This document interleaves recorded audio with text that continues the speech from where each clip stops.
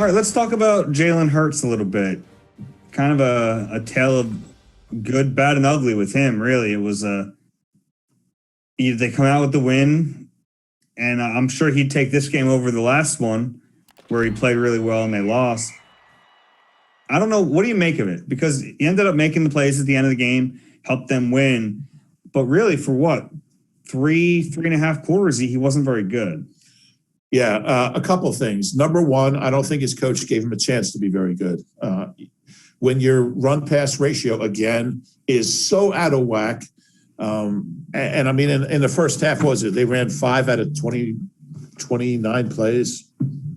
I mean, and you saw how they were running the ball at the end of the game.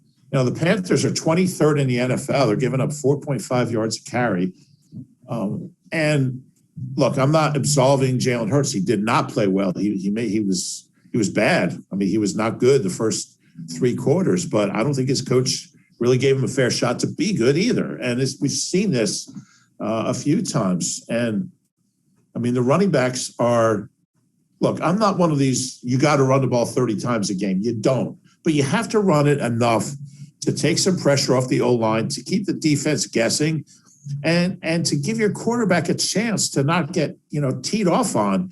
And Nick didn't do that. And he didn't do it until the fourth quarter when he had to, and they ran the ball really well. They had like 60 rushing yards in the fourth quarter. They had 30 in the first 3 quarters because they started doing it, and they got into a little rhythm. And, Miles shouldn't have been running out of bounds, but that's another story.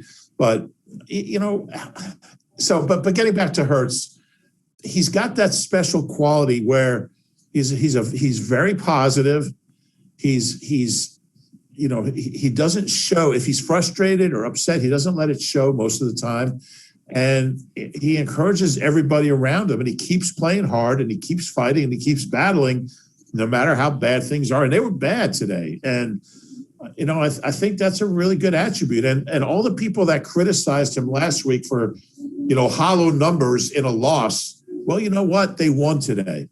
And his numbers sucked. I mean, he was 22 for 37 for 198 yards, no touchdowns and an interception. He did rush for 2 touchdowns. But when he had to make plays at the end of that game, he made plays. And there's something to be said for that. I agree with that. And you're right. I mean, a few of those option plays where he pulled it, absolutely the right call. They finally were able to utilize his legs at the end of the game a little bit. That 2-point conversion pass, that's one of the best plays we've seen him make, because he avoided the pressure. A lot of times what I've noticed from him is he'll avoid the pressure, and how do I explain it? He avoids the pressure, but then he'll get out of trouble and he'll settle for throwing the ball out of bounds, which is sometimes the right play. But I have a sense that sometimes there are plays we made that he's not making. This one was, it's a 2-point conversion. You have no choice. You got to try to do something with it. Right. And I was impressed by the way because that was I don't know if that rusher looked free to me. I mean, I don't know if anyone got a hand on him. So I'll have to rewatch it. But he had a man in his face. He gets out of the way. And then he had the poise to settle down and find Devontae in the back of the end zone. It was a really, really nice play. It really was. And I don't know. It's funny. I do my grades the next day after games. Before the fourth quarter, he was in the D range for me. I don't know how much the quarter is going to bring him up. I'll probably be in the C+, B- range. I might get him up to a B- because I thought it did. It was a gutty performance from him at the end. And the stats were ugly. I thought he missed some throws. I mean, the one to Ertz, when they needed to have it to move the chains there, that pass has got to be there. I know some people were saying it hit him in the hands, but it's a 5-yard pass, and you're making your big tight end dive in an awkward. You got to hit him there. And there were some missed throws, but at the end of the game, you're right. I was really impressed by him. Yeah, and so I mean, there's definitely something there. You want consistency from the kid, and we just haven't seen that yet. But hey, there's 12 weeks to go, and we're going to have every chance. He's an interesting guy. I mean, he's And there was a little exchange between, he took some shots too. I mean, the first one from Reddick, I mean, I didn't know if he was going to get up from that. But when after the first sack from Reddick, he said to Jordan Mailata, who's playing right tackle, he said, next play. Just, in other words, don't worry about it. It's over. Forget it. And they gave him another sack, and he went up to Mailata again and said, don't worry about it. Next play. Next play. And then when he threw the interception, Mailata came up to him and said, next play. In other words, goes both ways. And Jalen said I really made him smile, because he said I got a little bit of my own medicine, like as far as staying positive, stay up, forget the last play. I guess Nick would call it dog mentality. I just call it perseverance and toughness. He's a very tough. You don't call it dog mentality too? No, I'm going to kind of avoid that phrase. There's a couple of phrases we avoid on the podcast. That might become one of them. Is that going to start to be a fine, like the other, like mentioning, It could be. It could be. But yeah, so he's got some really impressive qualities when it comes to perseverance and mental toughness and, just staying positive, because he knows that as the quarterback, the rest of the team, like if he's hanging his head when it's 13-3 or 15-3, it's 15-3. He knows if he's hanging his head, the rest of the team's going to do the same thing. So he's got to stay up, and he did a great job of that. Score big with the AAA Eagles MVP membership, along with superb roadside assistance and discounts you've come to expect from AAA. Get exclusive Eagles-related perks. For all the details, visit AAA.com/Eagles. Yeah, I want to talk about Nick Sirianni's play calling. You mentioned the run-pass ratio out of whack again.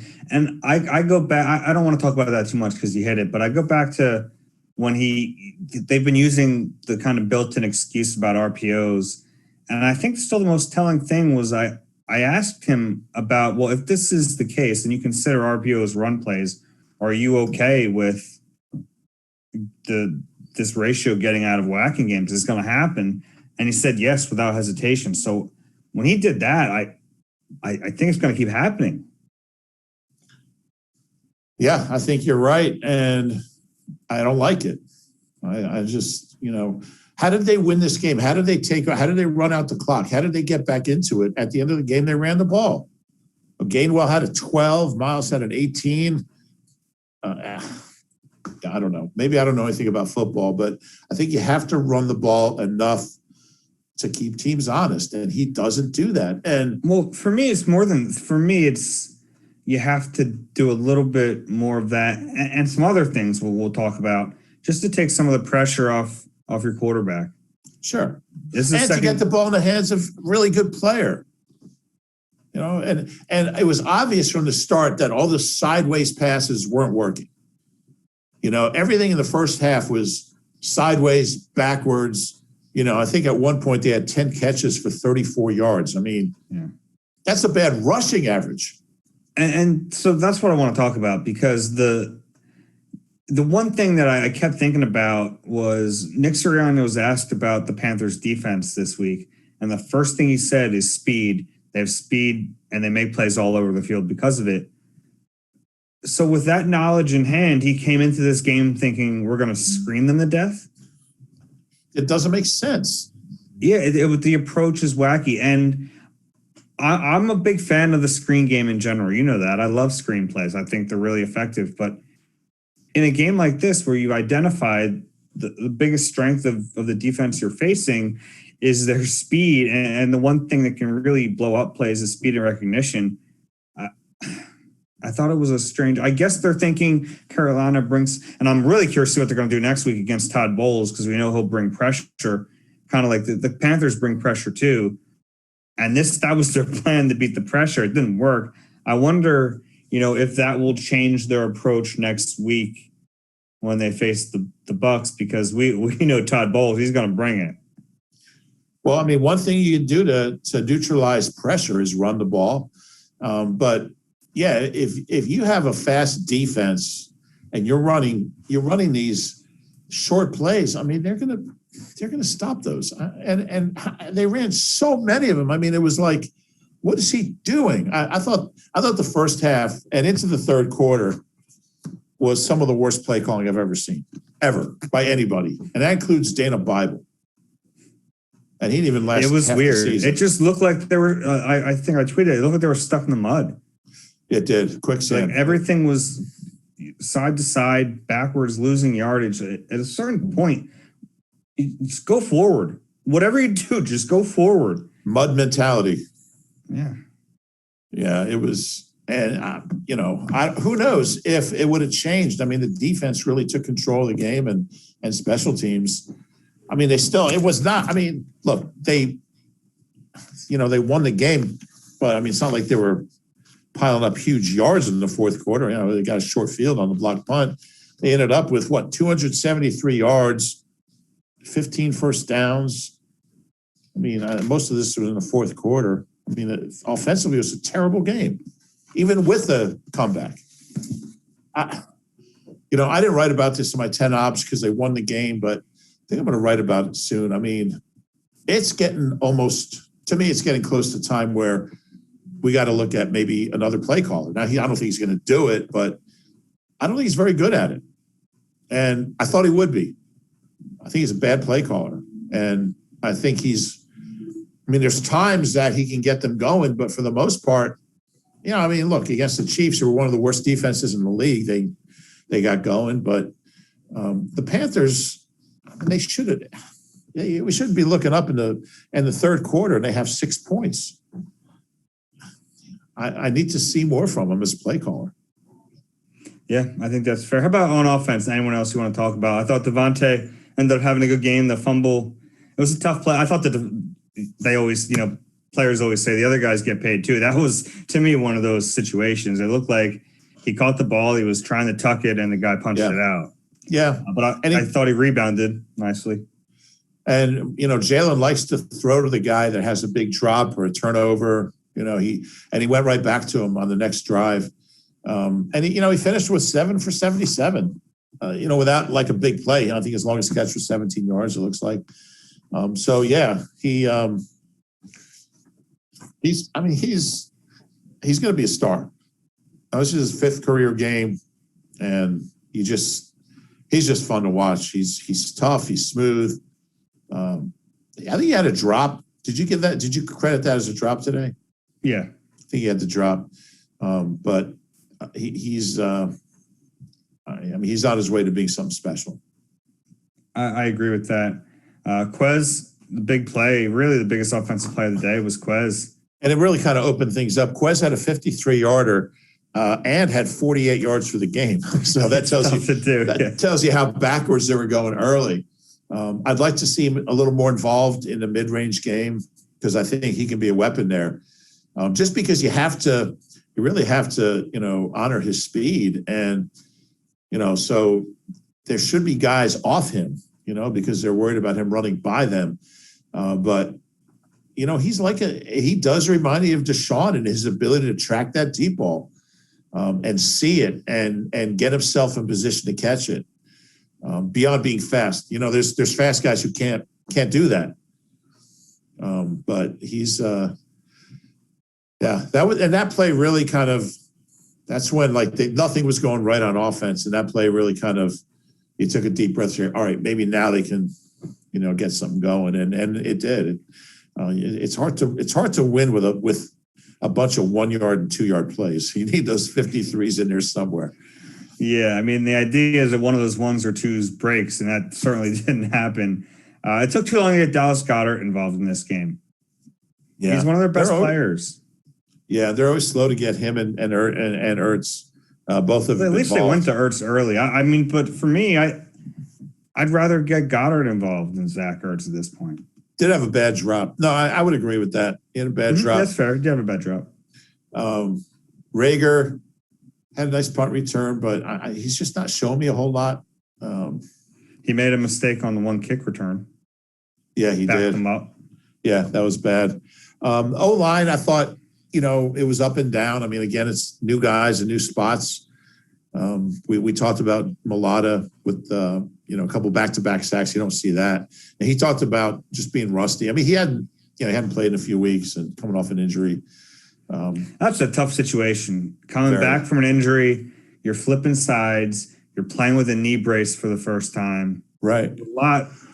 I give him credit for how he handled that. I mean, he just showed up and did it. So it wasn't a great game from him. I'm trying to think of the other guys. Kelsey had the bad snap. They pop up here and there. It was a bad time for it. Yeah. Yeah, it was terrible. I don't know if Jalen maybe could have made a better effort to catch it. I mean, it wasn't like it was over his head. He got his hands on it. But it was certainly not his fault. And on those plays, I want him out of there. Don't try to recover that, because I want him I don't want him getting hurt trying to recover it, because you know what? They get a touchdown instead of a safety. So be it. No, you gotta recover that. I don't want my quarterback back there getting killed. You got to try to recover the football. You can't give up a touchdown. That's crazy. Yeah. I want him safe and sound. What if he kicks it out of the back? Can that be the teaching point? Well, it's a penalty, but and I mean, if he knocks it out of bounds, that's fine. But I just don't want him diving on the ball. He got caught in some traffic there. I understand protecting the quarterback. You can't just give away a touchdown. Okay, well, we'll just agree to disagree. Okay. Yeah, I think that's crazy. But Landon Dickerson, hasn't played well. And at the end of the game, he was not in there. Nate Herbig was in the game. We don't know why. Maybe it was injury related. Maybe it wasn't. The way he's played, it wouldn't be crazy for it to not be injury related. Yeah. He's just, I thought he played better last week. It was probably his best game. I expected him to be a flat out stud from the get-go. And my concern was him staying healthy. So I got in there at the halfway through Nick, but I don't think he was asked about Dickerson. He was, and Dickerson's been dealing with the hip injury. He was really hobbling around after last week's game, so maybe it popped up again. I don't think I'd be a little surprised if they benched him. Yeah, late in the second half of a game like that. But that's something to watch. Short week here. Yeah. But other than that, I mean, there's not much to say about the offense. I mean, would you leave if Lane Johnson isn't available on Thursday? Would you just leave the line the way it is? Do you think having Dillard at left tackle, Driscoll at right guard, Mailata at right tackle is better than having Mailata at left tackle, Herbig at right, Driscoll at right tackle? I think I like the second option. So you'd change it? I think I would. Now, the short week might nix that. Maybe if they had a longer week. They're going to have 1 day of consider. Practice. Yeah. Yeah, it's probably Tuesday. Yeah. But yeah, I think that might be a little more solid right now. I think Driscoll's pretty good. I think he's all right. So yeah, we'll see. I know whatever Stout does, he'll have them ready. But Dickerson certainly. I mean, they need him. I mean, on that O line with Brooks getting older, and who knows if he'll play again. And Kelsey's 33, and Lane, who knows? They need their second round pick to be. And look, it's only 4 starts, so maybe he'll figure it out. But I expected more from him.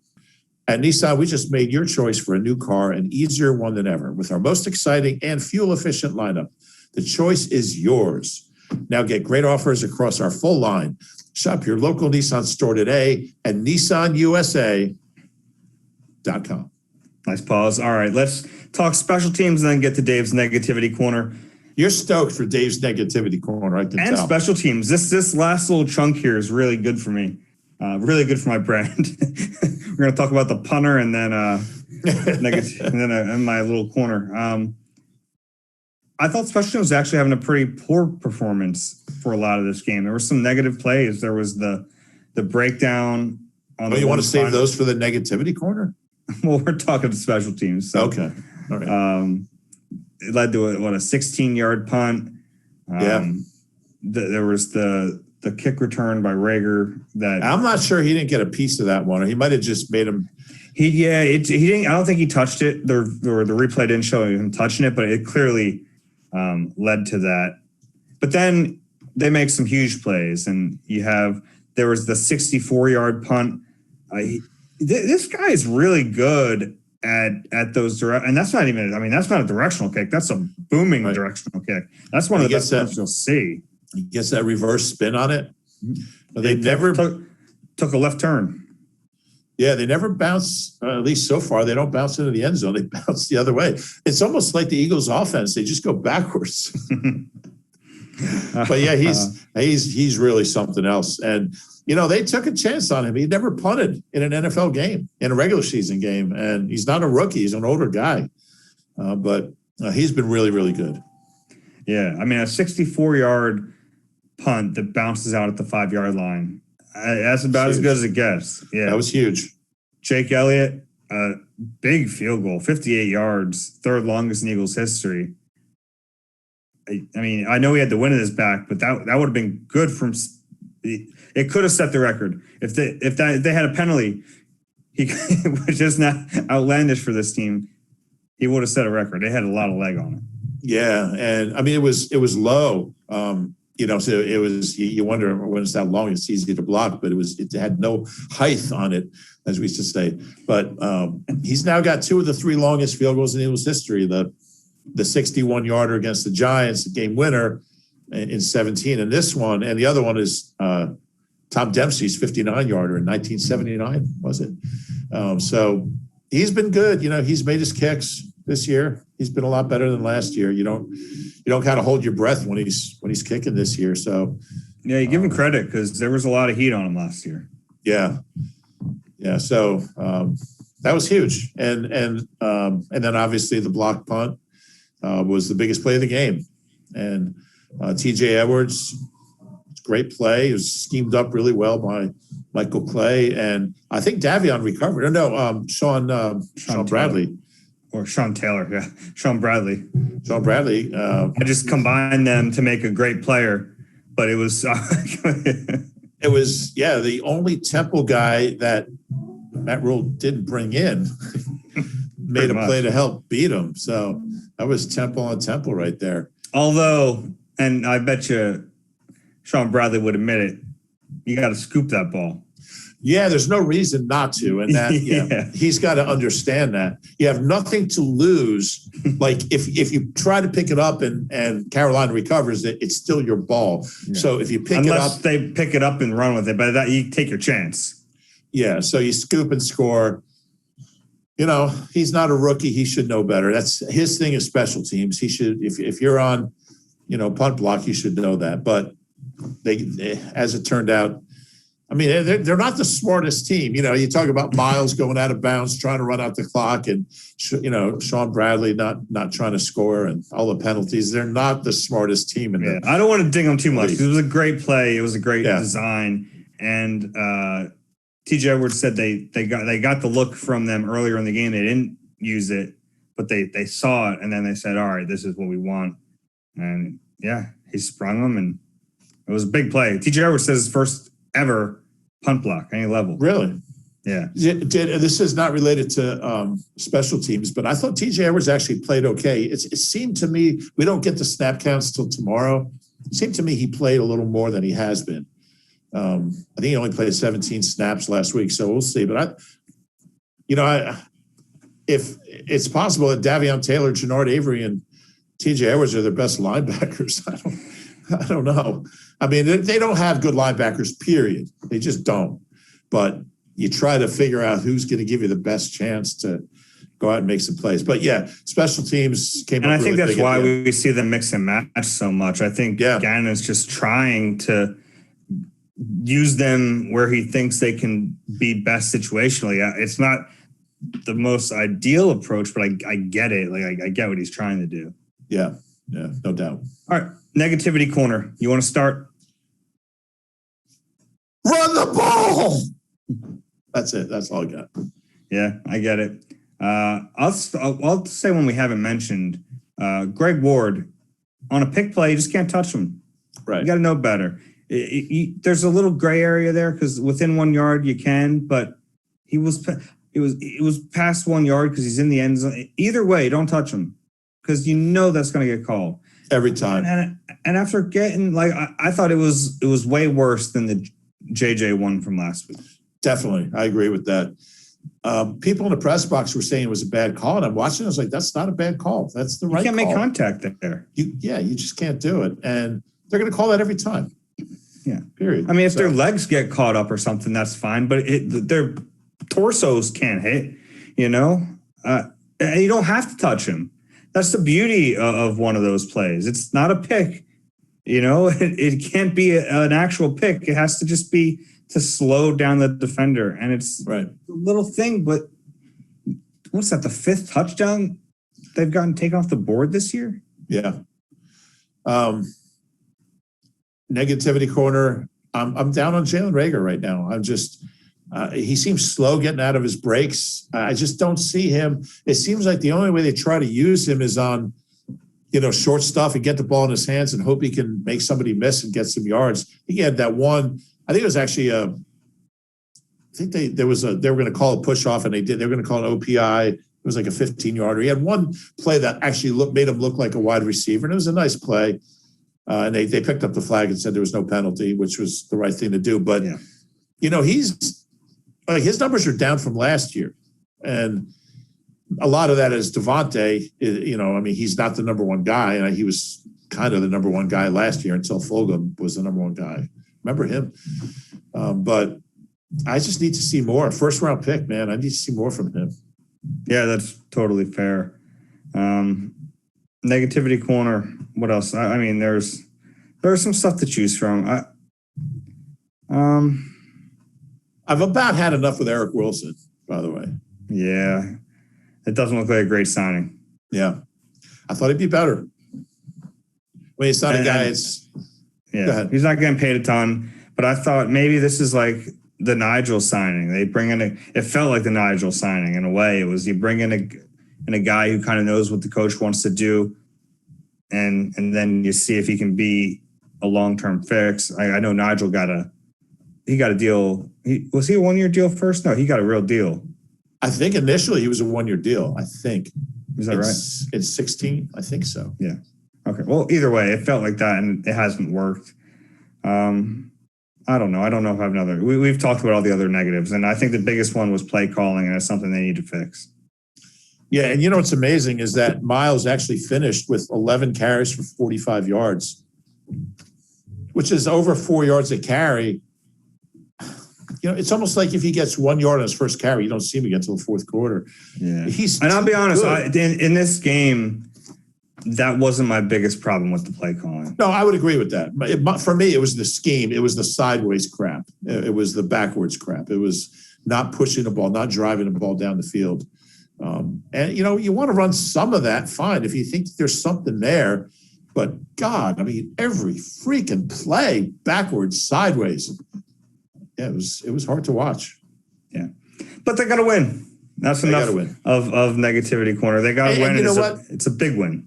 And I'll tell you what it shows is that, and like we've been really critical of Nick Sirianni over the last few weeks, and it's, most of it is, I think all of it's warranted, but the fact that they did come back and win tells you that he's getting through to his players and that they're still buying in and they still believe in what he's preaching. And the same goes for Gannon, because you don't win this game. You don't come back down. What's their biggest deficit? 12 points? You don't come back from 12 points down on the road against a 3-1 team if the coach is not getting through. You throw in the towel. So I thought that was encouraging. I don't like the way he's called plays, but I think he's a good coach Monday through Saturday because he seems to have their ear. They seem to be listening and buying in and believing. Yeah. No, you're right. It was definitely a good sign. That's all we got for you guys. If you enjoyed the podcast, please rate and subscribe wherever you get your pods. If you're watching on YouTube, please click the like button there, subscribe as well. We appreciate all the love we get from you guys. We don't mention it as often as we should, but it's always cool, especially when we're out and about. I always love the pod listeners coming out to us. All right, that's it. We have another podcast coming for you this week, short week before Tom Brady on Thursday night. That's it for Reuben. I'm Dave. This has been Eagle Eye presented by Nissan. Talk to you soon.